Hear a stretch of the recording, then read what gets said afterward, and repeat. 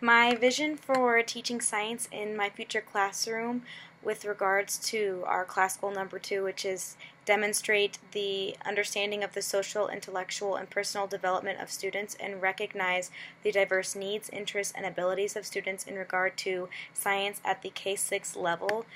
involves a heavy influence of inquiry-based learning to accommodate or meet some of those needs for all my students, knowing that I will be having a classroom that considers variant levels of all sorts of student understandings and needs. I feel like using inquiry-based activities and learning is a great way to be able to meet the needs of all students and go and teach at an appropriate pace. This means using the learning cycle to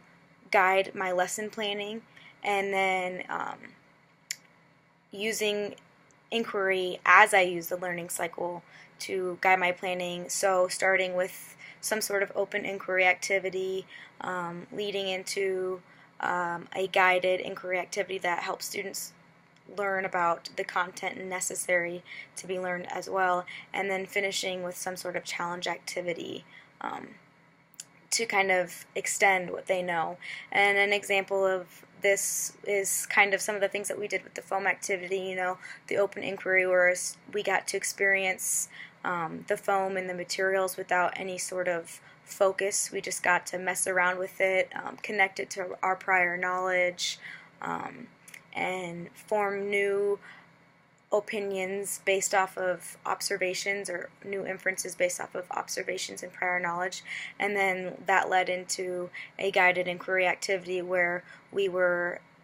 set to focus on specific content or specific inquiries for learning, and the teacher was at that point has the opportunity to include some sort of direct instruction as well, to teach the content related to the guided inquiry. I feel like this guided inquiry too is really good for students because it teaches information in a very step-by-step and systematic way, and I feel that for myself, I learned very well in a step-by-step manner, and in all of the articles that we read, it talked about the importance of teaching students in that sort of manner as well.